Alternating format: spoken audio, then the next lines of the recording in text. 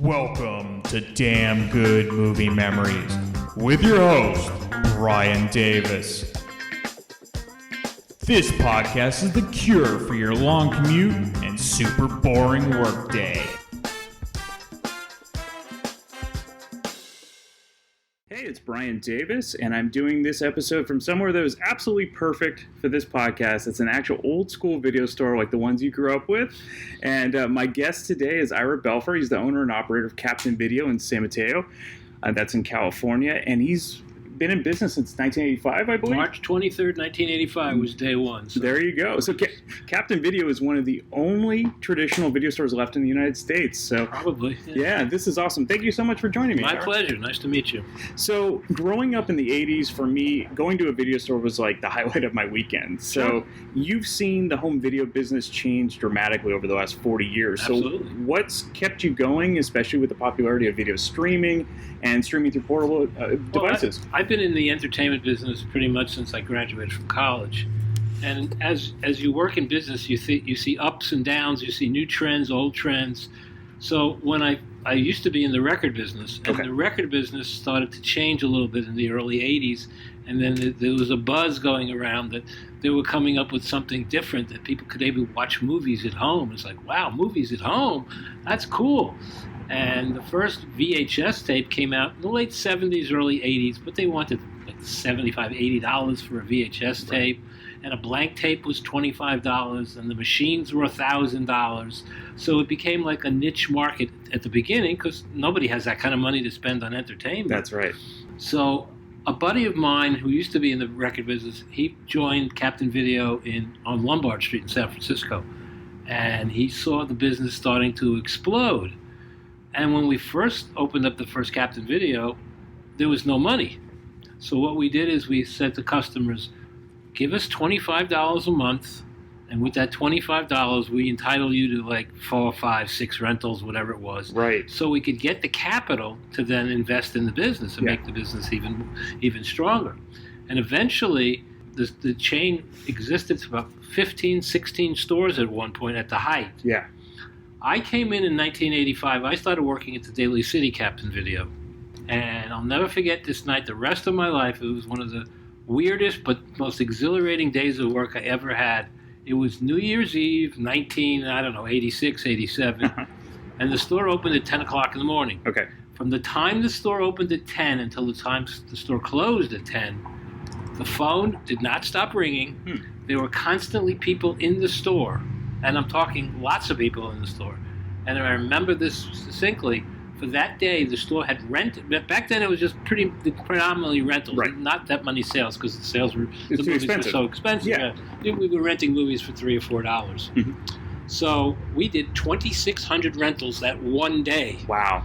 And again, we had like 10 people working and double shifts, and give me 5 of this, give me these 5, because we'd have like weekend rentals. So people would just take bags full of videos to watch. It was something new. Yep. They were excited. Oh, I can watch all these movies. This is for my kid. This is for my sister. This is for my daughter. Blah, blah, blah, blah. And it was great. And I said to myself, and my dad had come out to visit me from New York. Okay. And he was there. And he saw this. And he looked at me. He goes, why aren't you doing this? Why are you working for somebody else? And I said, okay, but I mean, to start a video store, you have to have capital. That's right. You can't just open with 2 movies. You have to have a decent selection of movies to get people to come in the store. And where are we going to open a store? This is Daly City. There's a couple in San Francisco. This whole market was all closed at that point. Right. So between me and the people that owned the Daly City store, we talked. We became partners, and their goal was to find me a location somewhere down the peninsula. So we started going up and down El Camino, obviously the most, the most trafficked area. And we came upon this store, and at that point, it was a antique store. Yeah, absolutely. John, are you ready? No. All right, let me know when you're ready. I'll stop and I'll help you. I'm listening to your conversation. Okay, that's fine. There you go. So we found this building, and it was an antique store. Okay. And it had just 4 walls. There was nothing else to it. Mm-hmm.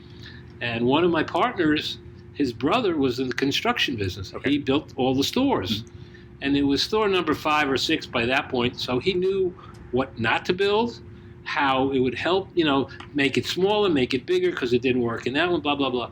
So again, he built that counter by hand, and he put, the walls up in the main walls and the shelves where we have all the movies and everything like that.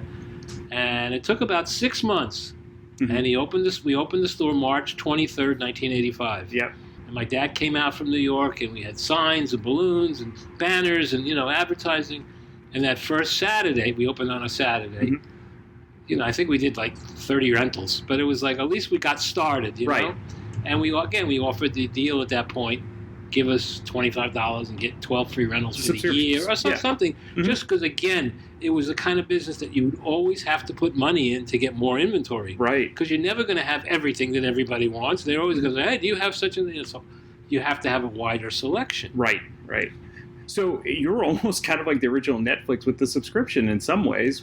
In a way, yes, but you got something for it, and it's different because you could touch it, you could feel it, you could look at it, you could read it. Yeah. That's something I find so distasteful when people come into the store. They like to look at the boxes. Yeah. And you look on Netflix, you're looking at a picture, and they're giving you what they want to give you, not what you were looking for. And maybe they'll, if there's something that they don't want you to see, they won't show it in the trailer. That's right. So you get it, and you go home, and wait a minute, this isn't what I thought it was. Yeah. And sometimes it's a little bit overwhelming because there's so much there to choose from. People get, there's so much, and most of it, I hate to say, and it's in my business now too. Yeah. It's a lot of garbage. Yeah. So something less is more.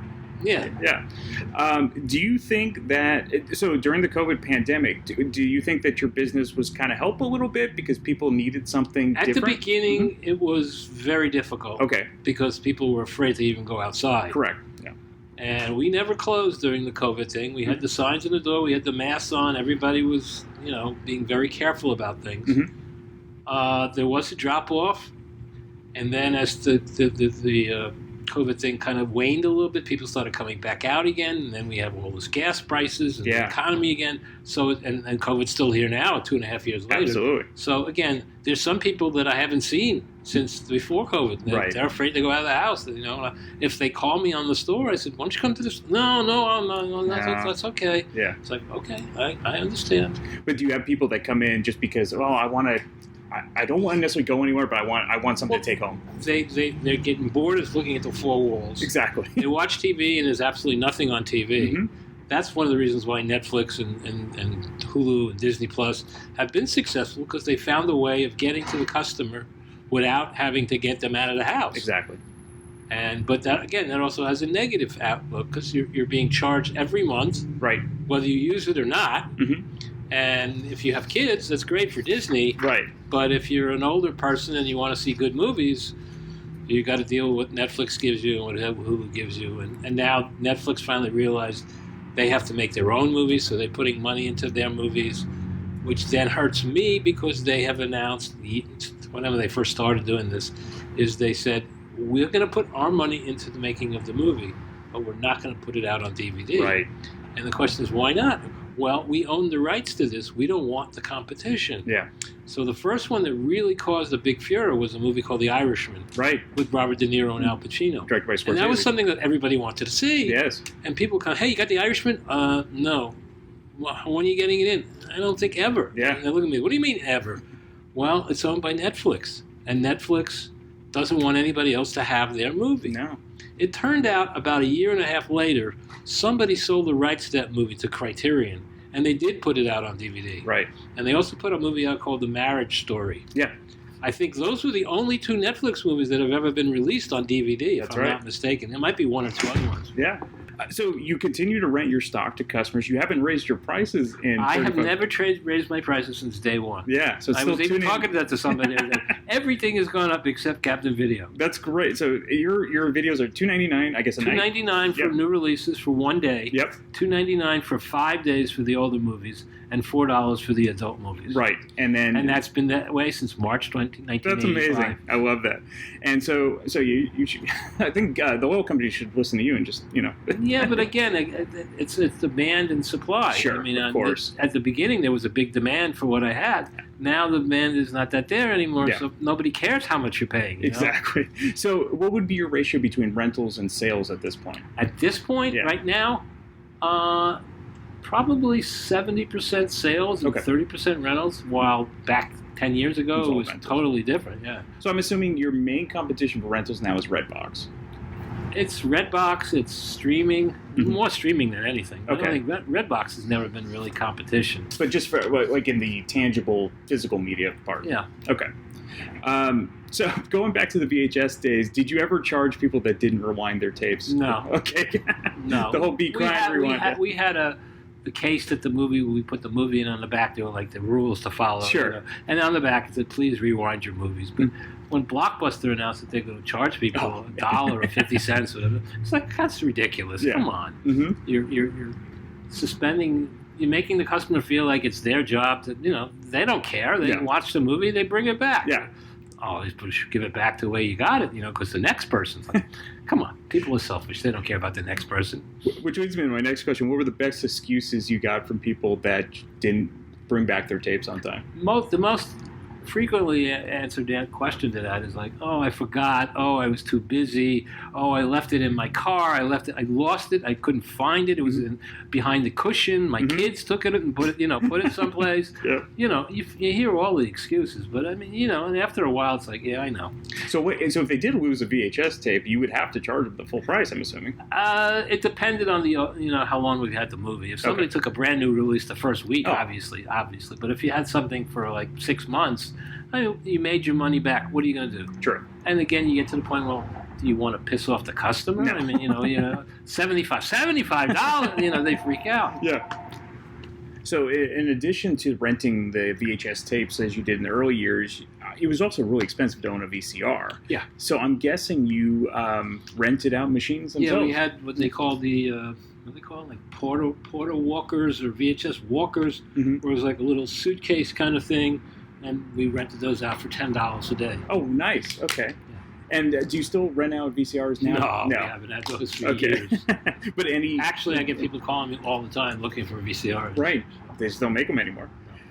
So when DVDs came out in the late 90s, were you worried about the low cost of owning DVDs that would harm your business? No, because it wasn't low back then. Okay. It was still, VHS was $75 cost for me to buy. Right. When DVDs first came out, they were in the $40 range. Yeah.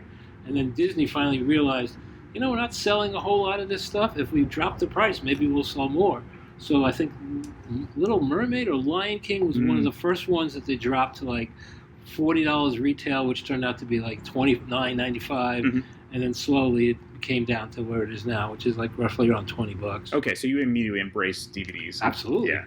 Well, no, at the beginning I was against it because it was like another format, and why would somebody want to buy a DVD if they already have it on VHS and stuff like that? But eventually you won me over, and then Blu-ray, the same thing, and it's like. Did you ever go for the Laserdisc craze? I never had any in the store for sale, other than when people would bring me stuff, trade stuff in, and every time I would have it, I would sell it within a couple of days. But I'd sell it really cheap because I just it's not my marketplace, and I don't know what to do with it. Okay. So I'd sell them for a couple bucks a piece, and people come take 20, 30 different ones, and they're like, okay. Great.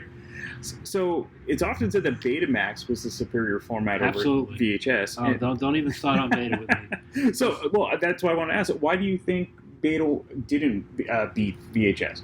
Okay, there's a little story behind all this. Sure. In 1985, Beta and VHS were like competing formats, and the rights to produce the machines were divvied up amongst the hi-fi companies.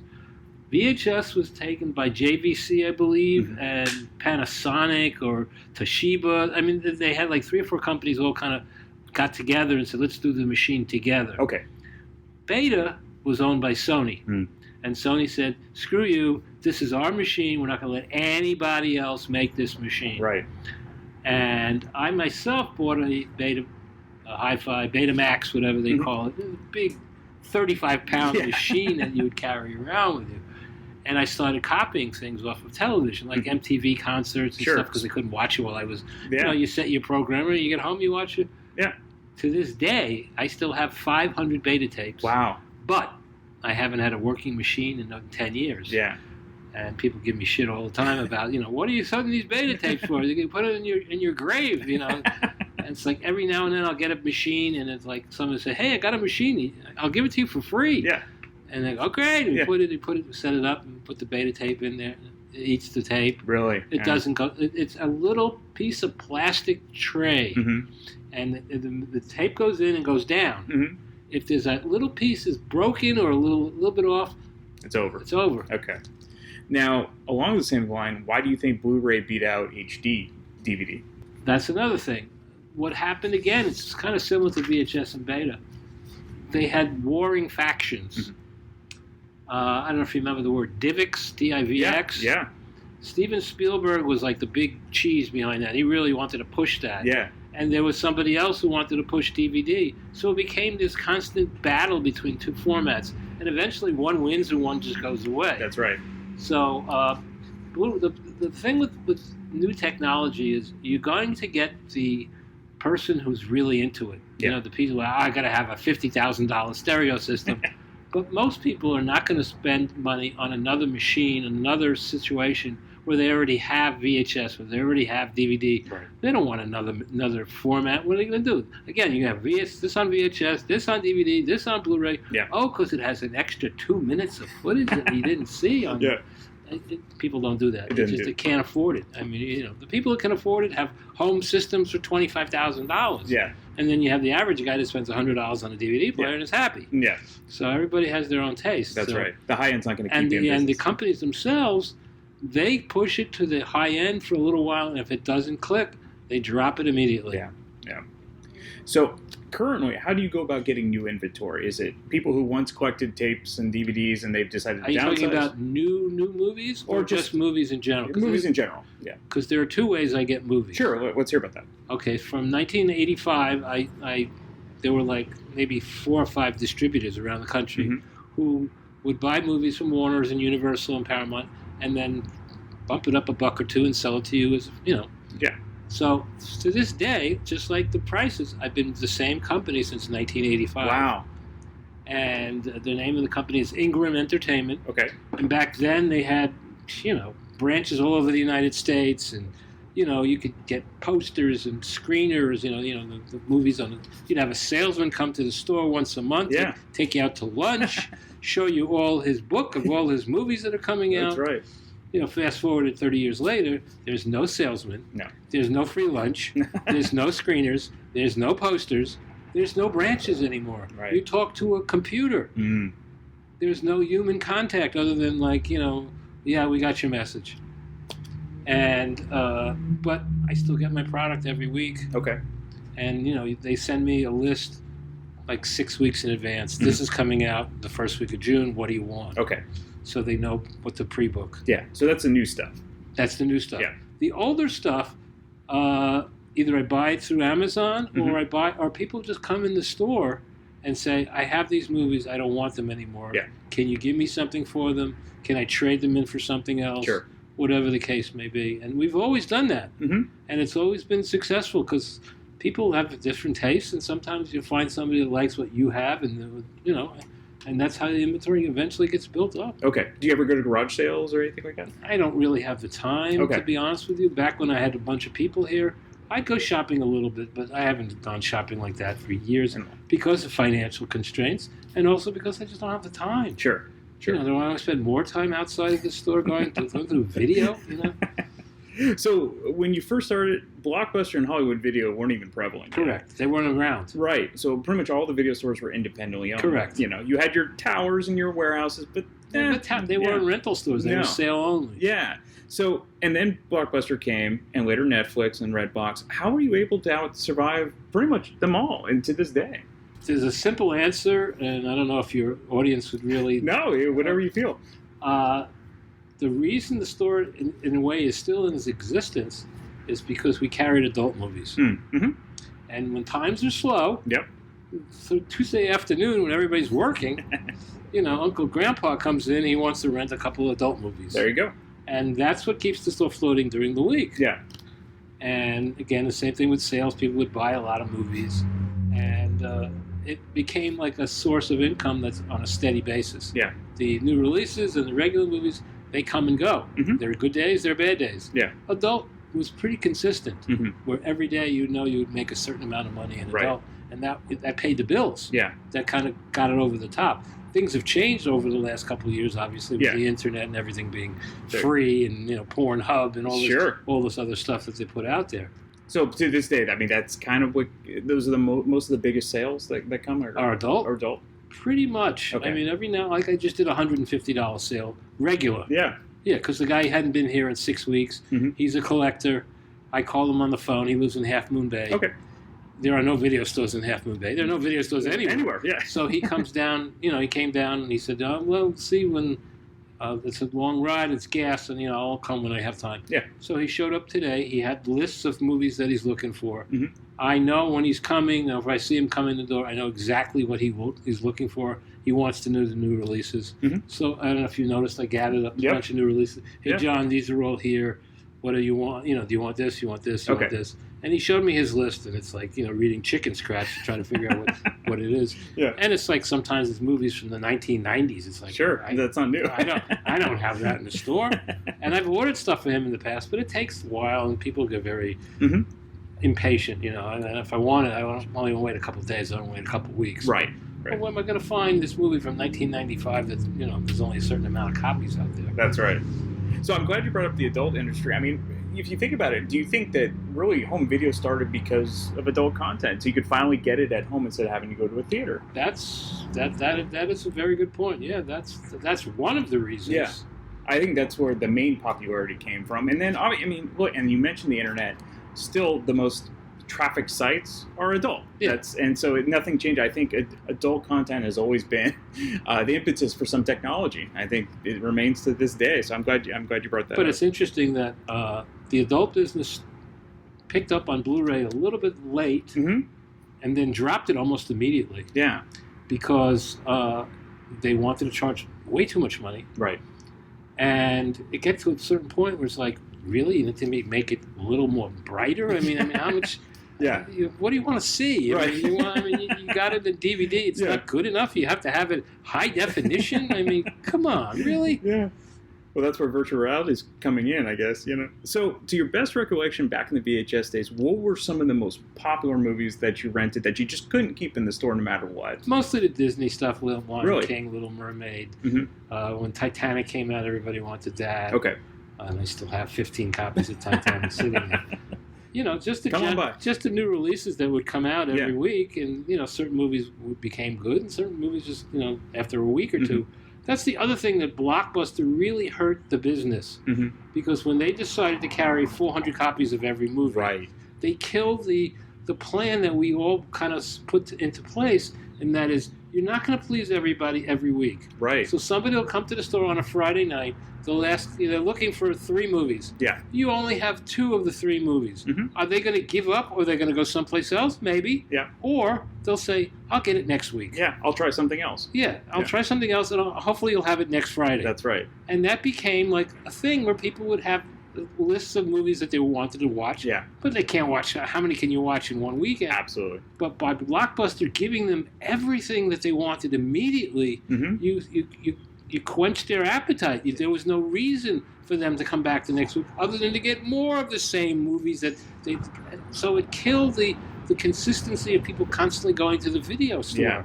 Yeah. Because it was built in. Pizza and a video on Friday night. There you go. But if you get everything you want constantly, it defeats the purpose. And that's the problem with today's streaming. There's too much out there. You're always getting what you want. I remember there was no way I was going to rent Breaking 2 Electric Boogaloo unless there was nothing else there, and I did, and I ended up liking it because it was there. There you go. So, well, it opened up the avenue where you could explore other things. Absolutely. Like, my first choice is not here. Well, what about that? Oh, you have that? Okay, cool. Yeah. And you would give recommendations. And you wouldn't turn around and go, nah, you don't have what I want? I'm leaving. I'm going someplace else. No. Once you're here, you're going to get something. That's right. That's the point. That's right. So, another great transition. You're in the store every single day. You have 7 days a week. 7 days a week. For 37 years. And you famously have rarely missed days. So, the days you had to miss, what were the reasons behind that? Well, back in the earlier days, vacation. Sure. I go to Hawaii. Recently, it's been health issues. Okay. It's been stress, and it's been abuse on my part. I'm not taking really good care of myself and putting the store maybe before my own personal being. Sure.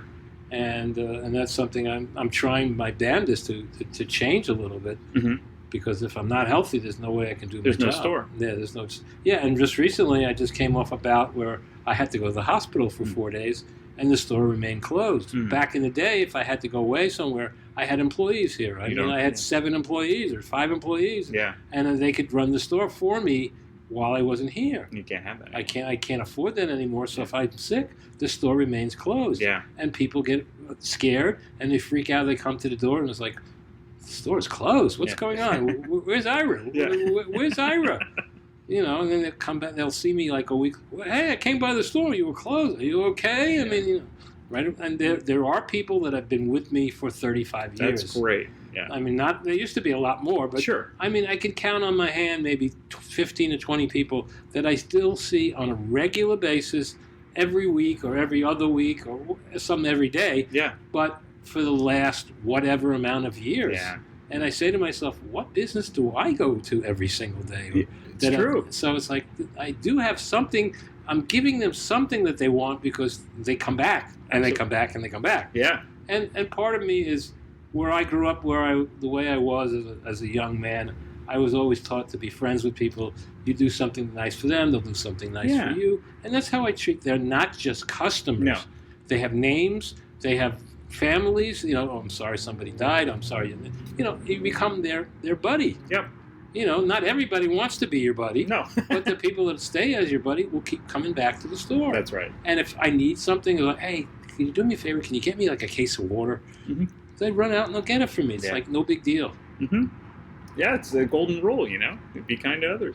So, which leads me to my next question. What, if anything, would you have done differently with Captain Video? And do you have any regrets? Yeah, I probably would have made the store more product and less free space. Okay. Because absolutely, that's why people come in here and they don't care about the counter is 5 feet long. All they care about is what else you got. Sure. What was the second part of your question? Do you have any regrets? Do I have any regrets? Yeah, that I've abused myself over 37 years, that I never really got married. I've had girlfriends and serious relationships, but eventually the other party feels that the store sometimes comes first. Sure. And most women do not appreciate being put other than number one. Yeah. Yeah. I'm sure you I understand that. Yeah. And both times I've been really serious about people, they've worked here in the store. Interesting. And that's how I've kind of gotten to know them. Sure. And eventually they leave, and then they look at the store as their competition in a way. Yeah. So do something different.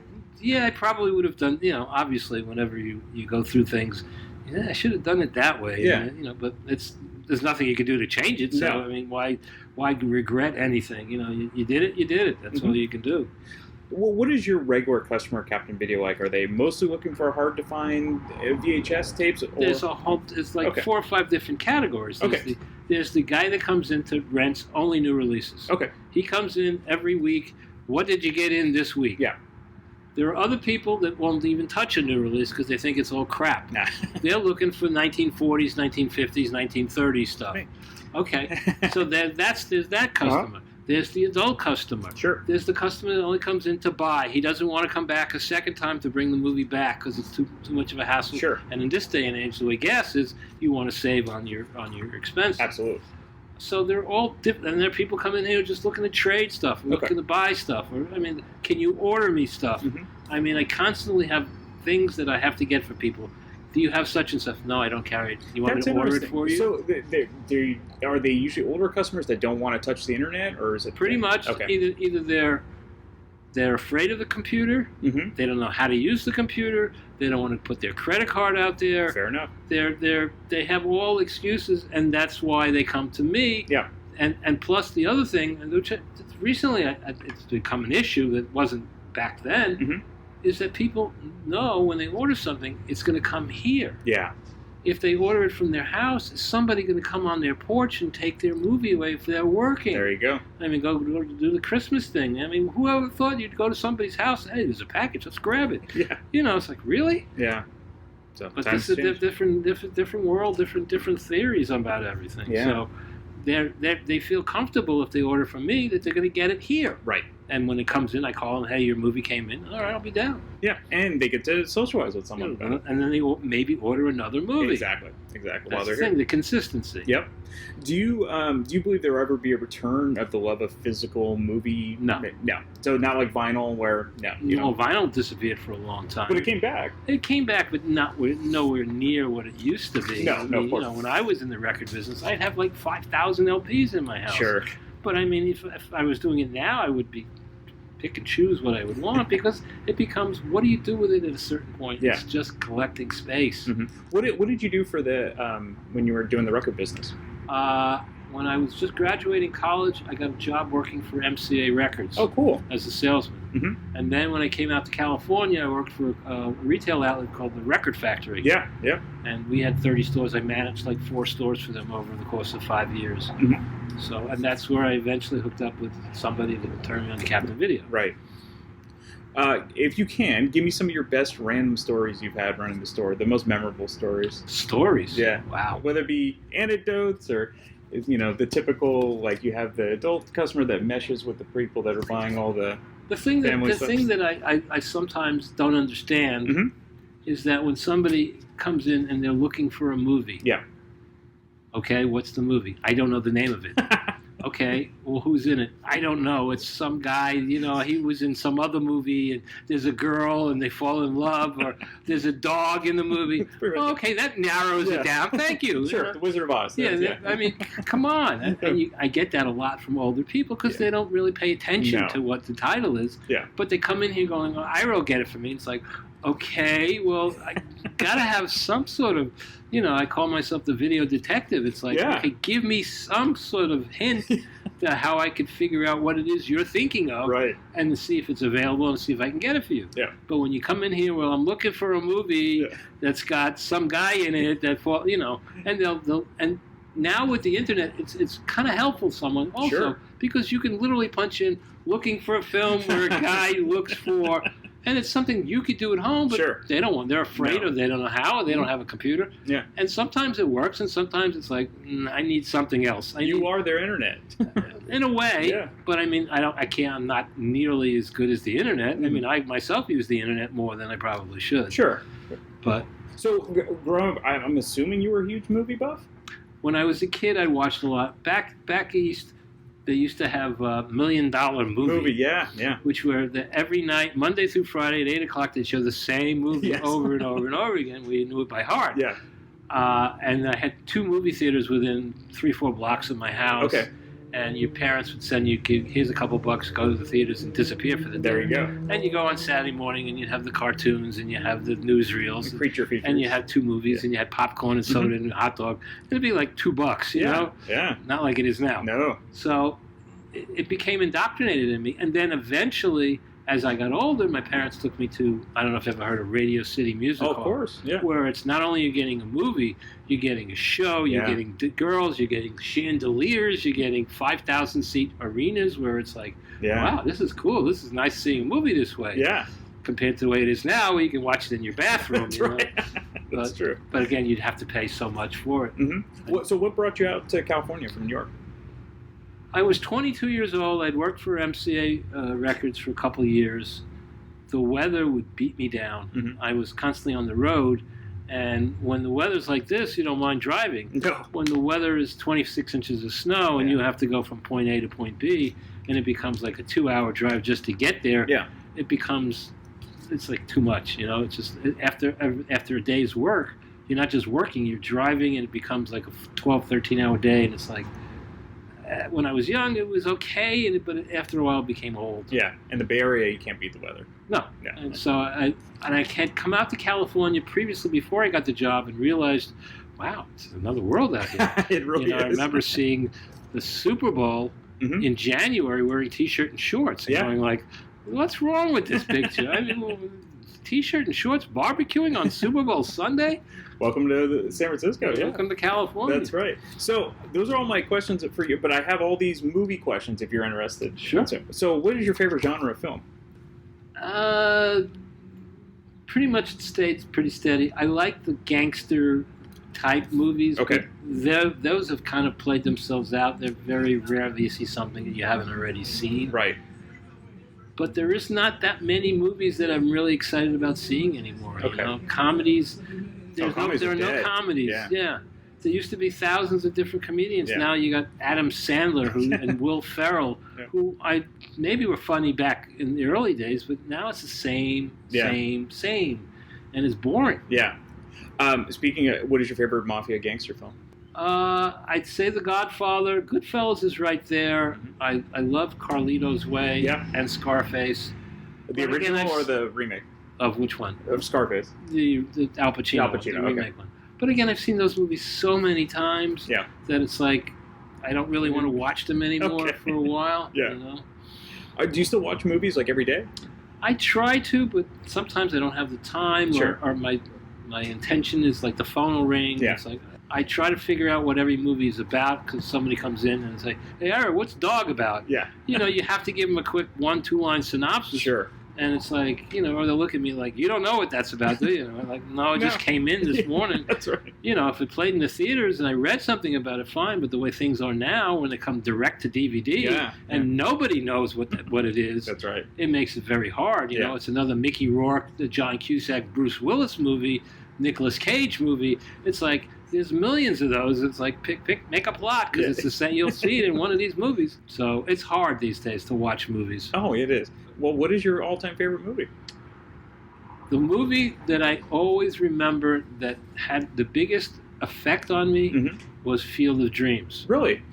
I grew up a big baseball fan. Oh, good. I was close with my dad.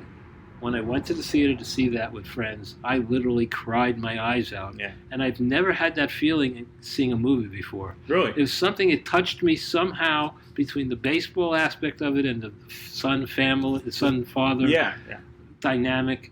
You know, the movie itself is okay, but it's just the emotion that it gave off to me. It just, I don't know. And now they're doing, they're actually playing Major League Baseball games. I know. Yeah, Look, which is cool. It's been 30 years later, and they're finally catching up to what I thought about 1989 when the movie came. Favorite horror film if you're into horror? Horror is something I've never. When I was a little kid, I was 5 years old. My mom took me to see a movie. And I'll never forget this. It was, I don't never remember the name of it or anything like that, but it was. There was a guy in it and a dog. There was a guy in it and a girl or something, and he had her encased in this cave or this. It freaked me out, and I literally told my mom, "Take me out of here! I can't watch this. I'm scared." Yeah. You know, to this day, I have no interest in watching horror films. Really? I don't like to be scared. I don't want to be scared. Okay. Because I would assume there's horror buffs that come in there. Oh, people are just looking for horror movies. That's right. That's all they're looking for. Yeah. Favorite Hitchcock movie? Rear Window, North by Northwest. Okay. What is your favorite sequel? I don't like too many sequels. I would probably say Godfather 2. Sure. Back to the Future 1 and 3. 2 was miserable. Huh. Jurassic Park, the first one, and maybe one of the other ones that came along. Again, they take the idea, it's fresh, it's entertaining, it's innovative. Then they wait a year and they redo it again, and maybe they change one little thing, and you go, "That's the same movie I just saw last year." Yeah. Then they'll wait 3-4 more years, and they'll kind of twist it a little bit. And like, okay, that's better than it was the second one.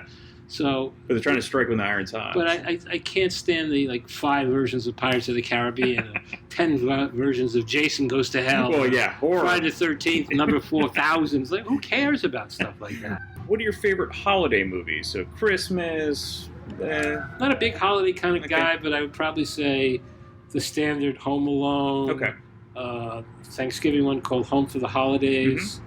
Miracle on 34th Street. The Santa Claus movies, they're kind of fun. Okay. Obviously, It's a Wonderful Life. Yeah. You know, there's a few of them that you don't get, Christmas Story, that you don't get tired of seeing, but after a while you've seen it so much, it's like, if it's on for 5 minutes, you go, "That's enough." I remember this movie very well. So, do you watch movies in the store, or do you... It's hard for me to watch movies. Sure. I put movies on in the store, and if my mind looks up for a second or two, I kind of try to put movies on sometimes that I've already seen that I don't have to concentrate on. It depends on what's going on that day and what my projects are. Yeah. If I have a lot of stuff to do, then it's very difficult for me to sit there and watch movies. Sure. And I don't get home till like 8:30, 9 o'clock. Yep. Movies you hate, but everyone else seems to love. Oh, there's a lot of those. I want to hear this, yeah. Let me think about that. Okay. Movies that I hate that everybody make. Can I get up and walk around? Yeah, absolutely. Because, I mean, how many movies can you in your list? I do not like any of the Matrix movies. He's walking around the store right now, folks. Let's see. Specifically, maybe Terminator 3 and 4. Terminator 3 and 4. I love 1 and 2. Oh, of course. And it changed. Oh, I didn't like Fatal Attractions ending, by the way. Oh, okay. It's too neat. I don't like movies when you start watching them and you kind of know up ahead how it's going to end. Yeah. And it ends that way. Yeah. Then you feel like, yeah. So the original ending to Fatal Attraction, it was going to be totally different, but the studio didn't like how. Well, that's the other thing. Is like when the writer writes the movie up and they read it and they film it, they say, okay, how does it play? Yeah. And maybe they'll show it to a screening That's audience right. who says, I don't like the fact that she dies, or I don't like the fact that she kills him, or something like that. Well, originally, I think she was supposed to get away with it. Whatever. So, yeah. Mm-hmm. But movies like that really bother me because it's like, it's not the way the author intended the movie to end. Exactly. It's somebody took the movie and said, okay, it's how do we make money on this? This will sell. And this is not going to end. It's not going to make money this way. Let's figure out a way of making money by changing the way the movie is. And it kind of goes back to back Sure. in the late 80s, early 90s when the Bible Belt in Utah, there was video stores that were taking movies and changing the ending of the movies because they didn't like the way there was too much sex or violence and it's like not enough people stood up and said, hey, what are you doing? This is my movie. You have no right to change the way the movie plays. That's right. And eventually, I don't know, it all went away, but there was a while there where people were taking movies and editing movies in their video stores. Yeah, it's like, crazy. what is that, insanity? What right do you have to take somebody's published Creative work control. and change it? That's right. Favorite romantic film? See, that's something I can come up with a few. The Notebook. Okay. Any Ryan Gosling, Amy, whatever movie. What was that one? La La Land. Oh, yeah, you like that. Yeah. What is the worst remake to you, or some worst remakes? Well, any of the, like the Magnificent Seven. There are certain movies they should not do again. Yeah. You know, it's like leave well enough alone. You know, don't make Gone with the Wind Part 2. No. You know, don't do something stupid like that. But they will at some point, because again, it all comes down to money and how much money can they make. And the thing is that, well, they think, well, people will know Gone with the Wind, so maybe we don't have to really promote it that well because they know the story and this, what happens in the future. Is like, now I got one that I couldn't stand. Sure. The last Indiana Jones movie. Oh, yeah, The Crystal Skull. Yeah. Oh, that was And awful. they're supposedly making another one. Yeah, they are. But I'm saying, just the end. That was the worst ending I think I've ever seen. There you go. With the spaceship and Indiana Jones and a spaceship. It's like, oh, come on. And it's Steven Spielberg, so there has to be a spaceship in this somewhere. Of course. But it just didn't make sense at all. Close Encounters with Indiana Jones. Yeah. Favorite movie as a kid? Godzilla versus King Kong. Really? Yeah, I was 10 years old when I saw that. Yeah. And again, it was one of those movies where my parents gave me money, so just go. Yeah. And I went to the theater, and the place was packed. And then I found out maybe a month later after watching the movie that's only one version of the movie. Yeah. That they did a Japanese version and an American version. And the American version, King Kong wins, and the Japanese version, Godzilla wins. And just the last scene of the movie where they're fighting each other, they're going down this mountain, and they're destroying all these houses, and it's like... And then they go into the ocean, and you wait, and then it's like, how does this end? And you see King Kong's head kind of pop up out of the water, and that's the way the movie ends. Yep. It's like, okay, that's something I don't forget. So are you more of a Godzilla fan or a King Kong fan? Being that way, I was probably more King Kong. King Kong, okay. Have you had any celebrity encounters from owning the store? Yes. Okay. There's a few. I mean, actual people coming in the store. The first one we had was a guy named James Hong. Yeah. You know who James Hong is? Yeah. And I wasn't in the store at the time. One of my employees was, and he said this guy came in the store and he had a silk jacket on that said Golden Child. And he started conversing with the guy, but he didn't believe that the guy was really James Hong. He says, what's James Hong doing in Captain Video in San Mateo? Yeah. But it turned out to be James Hong. Yeah. So. I've had a lot of sports figures in the store. Oh, sure. The Giants used to, back when they weren't very good, Mm-hmm. they'd bring up rookies and they'd stay not too far away at the Hillsdale Inn. Oh, yeah. Mm-hmm. And those guys needed movies, so Yeah. they would come to the store. Chili Davis used to be with the Giants. Yeah. He was a very good customer of Yeah. mine. Charles Haley, who used to play for the 49ers, he was a very good customer. And he was kind of a funny guy, because here's this guy, 6'6", 260 pounds.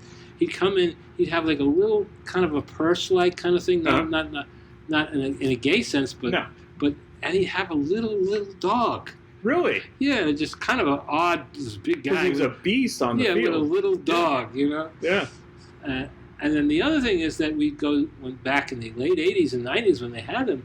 They had the Video Software Dealers Association shows in Vegas, Mm-hmm. and that was like a must-go-to. Yeah. And you met everybody there. You shook hands, you got autographs, you got pictures. Yeah. I mean, if I had the time, I would pull up thousands and thousands of pictures of me shaking people's hands, and stuff. So I've had many of those kind of things. Okay. I'll wrap it up with this. Name a famous movie that you've never seen, for whatever reason. A famous movie? Yeah. So, like, let's say there's a lot of people that I haven't seen Casablanca, or I haven't seen Schindler's List, or something like that. I mean, it'd have to be something I'd want to see, but I had never got around to seeing it. Pretty much, yeah. If you can think of one.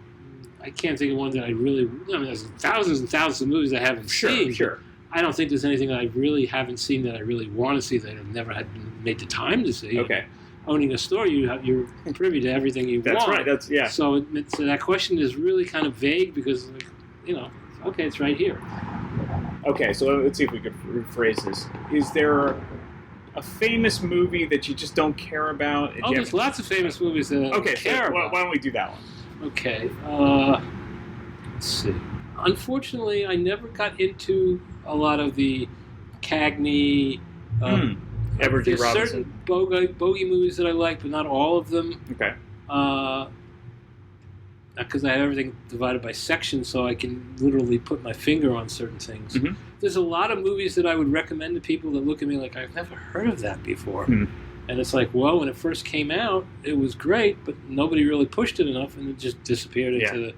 There's a movie that just comes to mind right now off the top of my head called Stormy Monday with Tommy Lee Jones and Melanie Griffith. When did it come out? 87, 88. Okay. Mm-hmm. And it was a great movie, but no one went to see it. Mm. And, me and maybe another 5 other people went to see that movie. Yeah. And what's good about owning a video store, and one of the things I get the most pleasure at sometimes, is when somebody comes in here, Ira, can you give me a good movie? Yeah. And I find something, and they come back a day, 2 later and go, this was great. Yeah. Can you got more? Yeah. And then sometimes they'll come back, boy, this was crap. Why did you think this movie was so good? Yeah. Well, it just didn't click for me. Okay, Yeah. well, I get it, but I mean, you asked my opinion, that's my opinion. That's right. I mean, I could say The Godfather, but it's like, who cares? I mean, you don't need me to tell you that. Mm-hmm. And maybe you don't even like that kind of movie. That's right. I mean, don't ask me for a good comedy, because that doesn't exist anymore. Mm-hmm. Other than, when someone says, give me a good comedy. Have you ever seen It's a Mad, Mad, Mad, Mad World? And they look at you like, what? I said, it's the greatest comedy ever written that they'll never do a sequel to. They couldn't afford to even think about making a movie like that ever again. They kind of did with Rat Race, though. Yeah, but come on, look at the stars compared to... I'm not saying it's good. That's insult. Really? Did you really feel that way? No, Rat Race putting on even in the same... I'm not saying it's as good. I'm saying it was almost remade. Not even. Yeah. No. No. Come on. Stop. Cannibal Race was. This is why I had you on the podcast. See? Cannibal Run was was more like It's a Mad, Mad World. Sure. Than Rat Race. Oh, God. I hit a nerve, folks. It took almost an hour, but I did it. Rat Race. Oh, God. So, do a lot of people come in for cult classics? Some, not as many as they used to. Yeah. And, one of the biggest cult classics that I don't have anymore that I used to rent a lot was Eraserhead. Yeah. And that was when the people would say, what's this about? It's like, it's hard to explain. Yeah. It's black and white, and it's smoky, and it's a doll, and it's a cave, and a dungeon, and they look at you like, what? Mm-hmm. It's a cult movie. I mean, that's what you want. Yeah. I'm sure you've seen every Bond movie enough times. I have. And the last Bond movie was terrible, so... terrible because you knew how it was going to end? It was Terrible because it was too long? Too long. Did you find him as a good Bond? I love Daniel Craig. Yeah, I never got into him. It's always Sean Connery or nobody for me. Well, Sean Connery is my favorite. I did really enjoy the remake to Casino Real. That was the first Daniel Craig, so I really enjoyed that. But the last film, it didn't do anything for me. It was too long. They kind of neutered him. It was just, it didn't. But yeah, I'm with you. Connery is the man, and then everything else falls. Well, that bothers me sometimes when you see something and then they redo it down the road and they put a different actor in. Because all you're thinking about is that first actor. You know, Mel Gibson in Mad Max, even though Tom Hardy did a good job. Yeah. But again, you're seeing Mad Max. Mel Gibson's not in this one. Yeah. It's difficult to get past it. Some people, if you're younger, you don't seem to care. If you're an older person who's seen enough movies, you kind of go, I'd rather watch the original and watch the remake. So did you know that originally they wanted Cary Grant to be the original James Bond? Cary Grant? Okay. Really? Yeah. I mean, he's too old. That's why it went to Connery. Would you have been okay with I mean, again, hindsight's everything. No. You didn't think he would be suave enough, or he'd be too suave? Too suave, okay. Yeah, no, you couldn't see him with a gun. I mean, even in North by Northwest, it seemed a little bit out of place that he was the bad guy at times. No, I just think Cary Grant is a romantic lead. What's interesting is, like Daniel Craig, because a lot of people liked Craig if they were Connery fans, because they felt I don't like Daniel Craig because he never smiles in his movies. He's so stoic and he's so serious compared to the other guys who either are over the top or like Sean, who played it both ways. I couldn't stand Roger Moore. Right. He was camp. And and Pierce Brosnan was okay, and he was originally supposed to be instead of Roger Moore, but he got hooked up with Remington Steele, That's right. They wouldn't let him do it. And then you didn't care about Timothy Dalton? No. Yeah. What about George Lazenby? That's an underrated one. Hello. Robert De Niro movies, those ones? On the Wall, under D. See, it's all alphabetical. See the cards? See the cards up top? Yeah, I'm looking for one called The Family. Oh, look, I'm crying. The Family? I do not have that one. Michelle Pfeiffer? Yeah, I do not have The Family. He's made like 75 movies. Yeah, that's true. That's one you don't have? I do not have that one. It was not very popular, and I mean, there's about 30 other ones up there, but not The Family. I actually put away a movie that I forgot that he was in called The Comedian, where he played a comic, a bad comic, and it's just like. Well, and of course, there was King of Comedy. But he was good in that, but no, he played just like a stand-up comic who was just. What's your favorite De Niro movie? Raging Bull. Really? Yeah. Yeah. Well, thank you for doing this, Ira. This is my great. pleasure. I will let you and get back to work. If you can get me those questions that I didn't answer from Absolutely. We can have future episodes. Let me think about it and let me write up. We'll do future episodes. Yeah. Again, special thank you to Ira for letting me interview him. A great interview and just a blast from the past for me to really go back and remember my childhood and definitely the heyday of video rentals back in the 80s and the early 90s. If you are ever in the San Francisco Bay Area and you love DVDs and you love movies, or if you just want to have some nostalgia and chat up Ira, as you could tell, he was a great guy and he's a lot of fun to talk to, head over to Captain Video. It is on 2837 South El Camino Real. That's in San Mateo, California. So check it out. It's a lot of fun. If you did want to rent movies, you can. You can rent new movies for $2.99. Can't beat that price. And then if you wanted older movies, they're $2.99 for 5 days. So the new movies are only for a day, but hell, what a great deal. Again, nothing's changed. It felt like going to 1987, 1988 for me. It was just such a cool vibe. And it was fun seeing these customers come in just looking for random things. Like, again, towards the end of that interview, you heard somebody asking to see The Family with Robert De Niro. It's like, I don't have that one because nobody's looking for it, but that one person was looking for it. It's like, you can't please everyone. Everyone's looking for everything. But in some ways, that was the great, and we touched upon that. That was the great part about the video store. You might go in looking for one film, but then you would leave with another, and that's what was so much fun about it. I would discover new movies because maybe the one I wasn't looking for wasn't there, so I tried something else, or I had no idea. Like when I went in there, I was just flipping through things and I found a movie that I've been wanting to watch forever, and he had it for $2, meaning to buy, and it was Stealing Home with Mark Harmon and Jodie Foster. I haven't seen this movie in years. I've been trying to watch. I can never find it. It's not on DVD anymore because it's out of print, but he had a copy. So I'm like, for $2, I'm going to try it. And it's great. So again, if you're in town, check them out. It's a lot of fun, and hopefully you enjoyed just this blast from the past. Even if you're not in the Bay Area, it was fun to talk about this. And I'll be back next week with yet another random movie from my DVD collection. Come hang out and chill with Brian A. Davis and the Bad Beat. Wednesdays, 11 p.m. Eastern, right here on thatmetalstation.com.